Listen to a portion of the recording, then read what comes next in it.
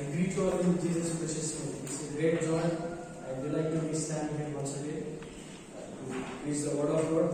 So let's turn our Bibles with me to the book of Romans, chapter 12. Book of Romans, chapter 12, verse 1 and 2. I'll read for all of us. I beseech you, therefore, brethren, by the mercies of God, that ye present your bodies a living sacrifice, holy, acceptable unto God, which is your reasonable service. And be not conformed to this world, but ye transformed for the renewing of your mind, that ye may prove what is the God, good, and acceptable and perfect will of God. This is the word of God. Let's pray. Our most gracious Heavenly Father, thank you so much this wonderful time you have given us graciously, Lord, as we are discussing your word. Help us to obey your word. As I am standing in front of you, Lord, please use me mightily so that people will be able to understand the message that which you are giving to us. Thank you for the time you have given us. We ask all these things in Jesus' name. Amen. Today I entitled my message as Act of Spiritual Worship. Today I entitled my message as Act of Spiritual Worship. Believers should offer their lives to God as living, holy and acceptable. Today I focus my messages especially on believers should offer their lives to God as a living body and acceptable sacrifice their lives to God. So the book of Romans is written by Apostle Paul in the third missionary journey around 57 to 58 AD in the place of Corinth. So many of us we know the book of Romans is especially for doctrine, and from chapter 1 to chapter 11 we can see many of doctrines that Paul has mentioned about justification, glorification, purification, many things doctrine. Paul has written the doctrines.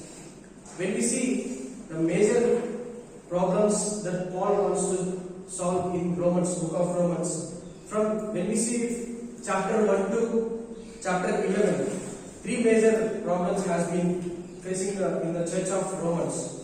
So the first problem is between Jews and Gentiles. Jews were saying that we are holy people, and Gentiles were saying that we are holy people. So first major problem was, this is a problem between Jews and Gentiles. Second major problem is Jews believe that Jesus Christ is not Messiah, he didn't come.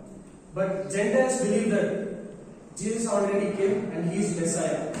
Second major thing. And third major thing is some Jews, even though Jesus came, but we have to follow the Levitical sacrifice.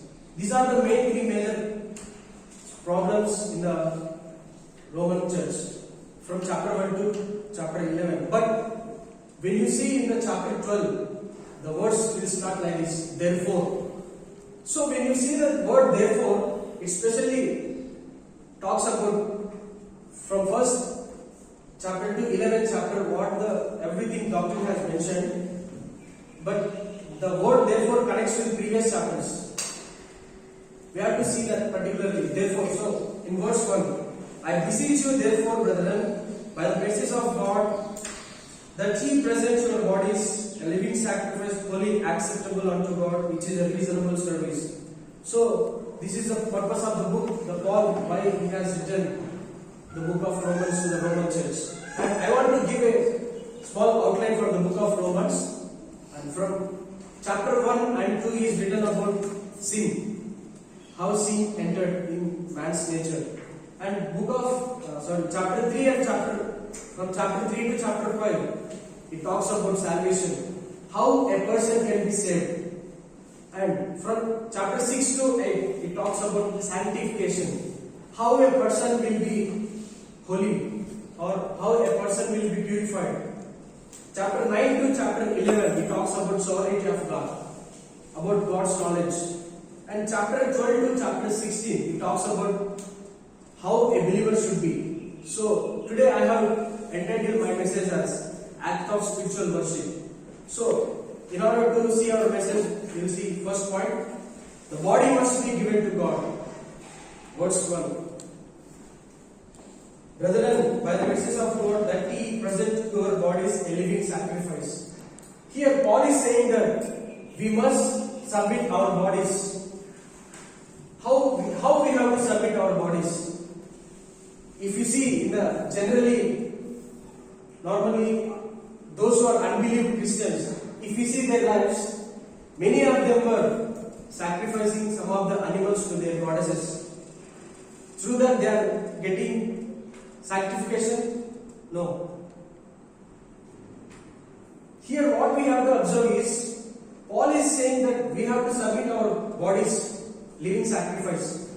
When this living sacrifice happened in our life, how we have to submit?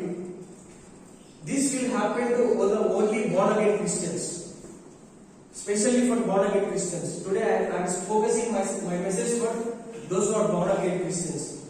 So the person who born again, they must submit their bodies to God. Many times we fail. We think that whatever we do, nothing will happen. In Old Testament, if we see, if in Old Testament, Levitical sacrifices we can see in the book of Exodus, Leviticus, in the most probably book of Deuteronomy also we can see. So, those days, if a Jewish people do a sin, they have to sacrifice one animal to the altar. They have to give one animal from small born animal they should take to the priesthood, and priesthood will sacrifice for their sins. So, what we have to learn is that in first point, we have to submit our bodies. When we submit our bodies, we will be growing in spiritually more and more. I just want to take you to the book of 1 Corinthians chapter 6 verse 19. What is our body? For our body, whom it belongs to? Just if you want to know the answer, please turn with me book of 1 Corinthians chapter 6 verse 19. 1 Corinthians chapter 6 verse 19. If you are all there, I'll read for all of us. Chapter 6 verse 19. What, know ye not that your body is a temple of Holy Ghost which is in you, which ye have God, or ye not your own? Here the word of God says clearly, which we have, our body is not belongs to us. The body which he has, it came from our eternal God. So, my dear brothers and sisters, are you really submitting your bodies? Our body is a temple of God. How we are taking care of our temple? Are we really glorifying God with our bodies? How many times we fail? Being as a Christian, we fail. Let's explain ourselves. I just want to give an illustration for you guys. Many of you know this illustration, but how we have to submit our bodies? I just want to give this illustration. In Odisha, around 1990s, I think, if I am not wrong, Graham Stein, many of you know this illustration. They sacrificed their bodies to serve the Lord in India. They have burden that many people should raise for God, and they want people should be in Christ. So they sacrificed themselves, and they came from long far away to India, and they started to preach in the Odisha. One fine day, they are going for a ministry. These BJP RSS people were caught them. Pastor Graham Stein and his 3 children. They were going in journey. At that time, they caught the people who are not born unbelievers, and they burned alive. So, through that illustration, I just want to focus on one point. They submitted their lives to God as a living sacrifice. How is our life? Really, are we submitted like Graham Stein? When we born again, we'll take some decision that we want to serve God until our death. Which you have taken decision when you born again? is that decision is following now? Let's examine ourselves. And second point, I want to take you to the second point. Your mind must be given to God. Your mind must be given to God. The book of Romans, same chapter 12, verse 2. Book of Romans, chapter 12, verse 2. And be not conformed to this world, but ye transformed by the renewing of your mind, that ye may prove what is the good and acceptable and perfect will of God. Here, I am just focusing on second point is this. Your mind must be given to God. What is that mind? How we should give our mind to God? How can we able to serve God with our mind? Here, the verse 2 says, and be not conformed to this world, but ye transformed by the renewing of your mind. When we born again, our nature will be entered into new nature. Before we born again, we have old nature. When we believe God, we have new nature. So, the second element of our priestly sacrifice is that offering Him our minds. It is in the mind that our new nature and human nature are intermixed. It is the mind that we make choices as to whether we express our new nature in holiness or allow freshly humanness to act in unholiness. When we really have the old nature, still, I just want to mention in short way. When we take a decision that we want to serve God, we should not remember our old nature, that which we has.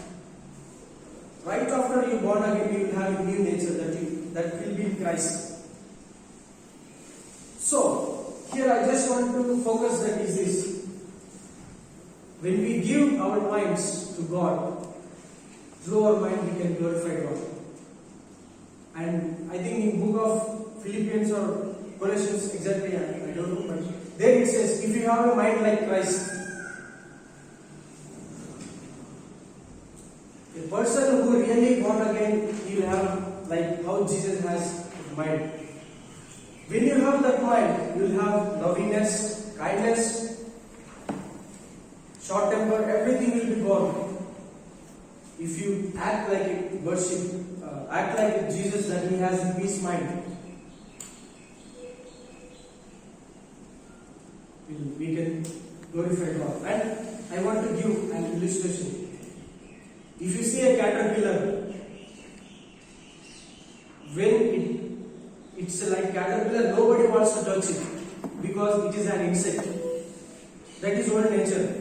When we have that old nature, nobody wants to mingle with us. Nobody wants to have fellowship with us. Nobody wants to stay with us. But when you have new nature like a butterfly, everybody wants to stay with us. If a butterfly is going here and there, people wants to catch, people wants to play with them, people wants to have some good scene. If you are like a butterfly, everybody wants to have some fellowship. When you will have that butterfly nature, when you are really born again and have new nature, so we must give our mind to God. Thirdly, I want to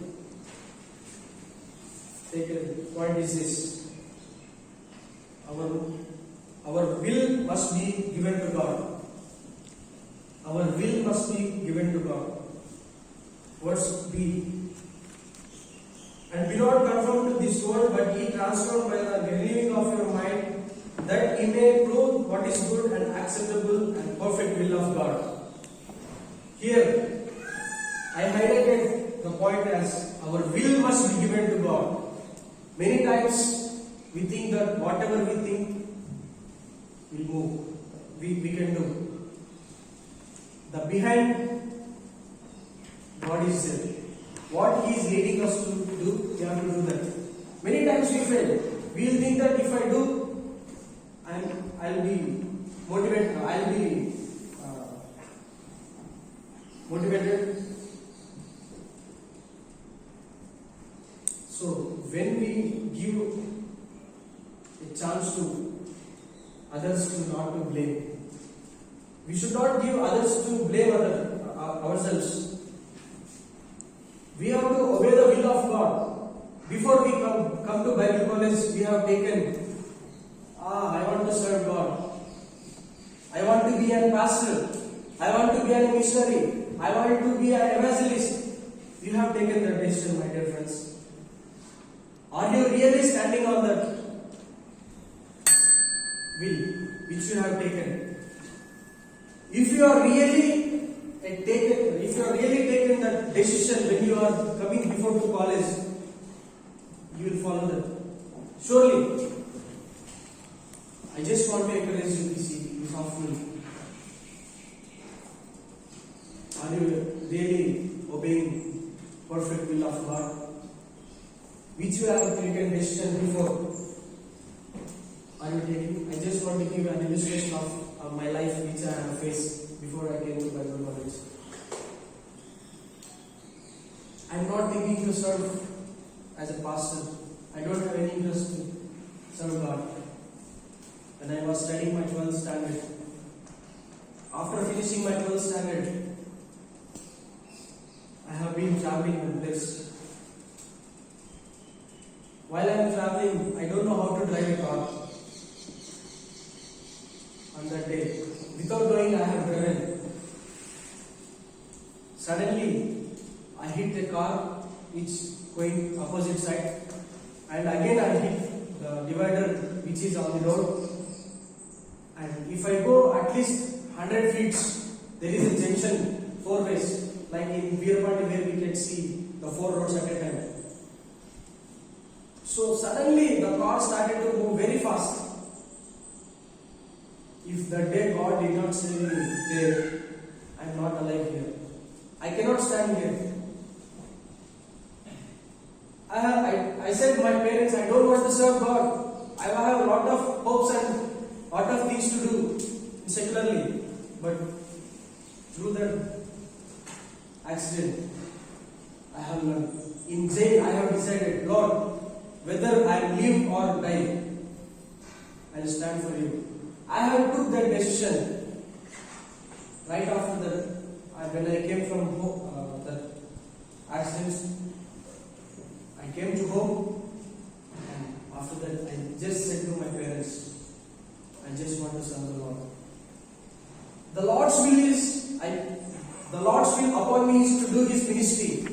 If I disobey that will, it taught me a lesson and it will brought me again.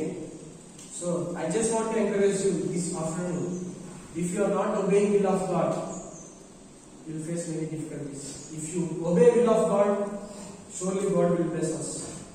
So I just want to give an application. Are you really given your mind to God? Are you really given body to your God? Are you really obeying perfect will of God? Think once. Examine ourselves how we act, how we are behaving in spiritual life. How is our act of spiritual? Examine ourselves and obey God's will, and let's give all the glory and honor to our God. Let's finish up with word of prayer. I request my Isaiah first. Dear most gracious Heavenly Father, once again we thank you for this message, and thank you for this afternoon. We had a good question from our Brother Victor. Lord, help us to live a living sacrifice in our lives, Lord. And Lord, we may humble ourselves and we may serve you, Lord. Once again, I thank you for the preaching, and remember him and use him mightily, Lord, in upcoming days, Lord. As the Father, pray for